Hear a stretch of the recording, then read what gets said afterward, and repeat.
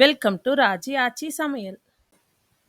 இன்னைக்கு இஞ்சி துவையல் எப்படி செய்கிறதுன்னு பார்ப்போம் வாங்க. இந்த இஞ்சி துவையல் வந்து தோசை, இட்லி, அடை அந்த மாதிரி டிஷ்ஷஸ்க்கெல்லாம் சைட் டிஷ்ஷாக வச்சு சாப்பிட்லாங்க.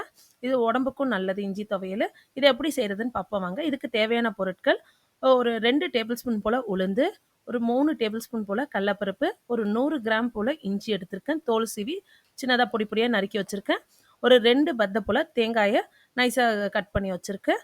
கூடவே ஒரு 4 பல்லு பூண்டு, ஒரு 4 காஞ்ச மிளகாய் எடுத்திருக்கேங்க. கூட டேஸ்ட்டுக்காக வெல்லத்தை ஒரு கொஞ்சமாக ஒரு 2 டேபிள் ஸ்பூன் போல் வெல்லத்தையும் எடுத்திருக்கேங்க. இது எப்படி செய்கிறதுன்னு பார்ப்போம் வாங்க. ஒரு சின்ன எலுமிச்சை பழம் சைஸ்க்கு கொஞ்சமாக புளியும் எடுத்துக்கோங்க.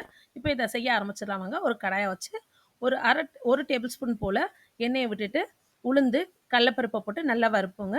வறுத்துட்டு அது செவற அளவுக்கு வறுத்துடுவோம். வறுத்ததுக்கப்புறம் மீதி உள்ள எல்லா பொருளையும் ஆட் பண்ணிப்போங்க. ஃபஸ்ட்டு இது ரெண்டுத்தையும் நல்லா செவற வரைக்கும் வறுத்துடுவோம். எனக்கு 1 நிமிஷம் போல் ஆச்சுங்க உளுந்தும் கடலப்பருப்பும் செவறதுக்கு. இப்போ வந்து நம்ம மீதி உள்ள ஒவ்வொரு ஐட்டமாக நம்ம வந்து ஆட் பண்ணிப்போங்க. ஃபஸ்ட்டு இஞ்சி பூண்டும் போட்டு வதக்குவோம்.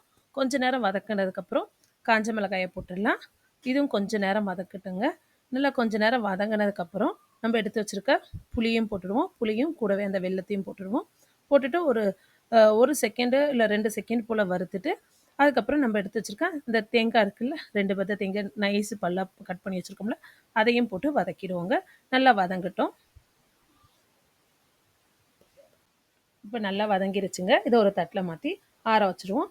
நல்லா ஆறினதுக்கப்புறம் நம்ம மிக்சி ஜாரில் போட்டு அரைச்சிட்டு வந்துடுவோங்க. நான் மிக்சி ஜாரில் போட்டு அரைச்ச அந்த கிளிப்ஸ் இல்லை, மிஸ் ஆயிடுச்சு. அதனால் நான் அதை எடுக்கலைங்க. பாருங்கள், இந்த மாதிரி அளவுக்கு அரைச்சிக்கிட்டு வந்துடுங்க. அரைச்சிட்டு வந்து தாளிச்சிடலாம். இதை தாளிக்கிறதுக்கு ஒரு கடாயை வச்சு அதில் 1 டேபிள் ஸ்பூன் போல் எண்ணெயை விட்டு, நல்லெண்ணெயை விட்டால் இன்னும் நல்லா இருக்குங்க. கொஞ்சமாக எண்ணெயை விட்டு கருவேப்பிலை, கடுகு, உளுந்து எப்பயும் சட்னி தாளிக்கிற மாதிரி தாளிச்சிடுவோம். தாளிச்சுட்டு இந்த தாளிப்பை வந்து நம்ம அரைச்சி வச்சுருக்க அந்த இஞ்சி துவையலில் ஊற்றிடலாம். இஞ்சி துவையலுன்னும் போது தாளிக்காமல் கூட வச்சுக்கலாம். ஆனால் தாளிச்சோன்னா இன்னும் வாசனையாக இருக்குன்றதுனால தாளித்து கொட்டியிருக்கேன். ஸோ இப்போ அவ்வளோதாங்க, இஞ்சி துவையல் ரெடி ஆயிடுச்சு. நீங்களும் செஞ்சு பார்த்துட்டு எப்படி இருந்தது கமெண்ட் பண்ணுங்கள். இந்த வீடியோ உங்களுக்கு பிடிச்சிருந்தா லைக் பண்ணுங்கள், ஷேர் பண்ணுங்கள், மறக்காமல் சப்ஸ்கிரைப் பண்ணிடுங்க. தேங்க்ஸ் ஃபார் வாட்சிங்.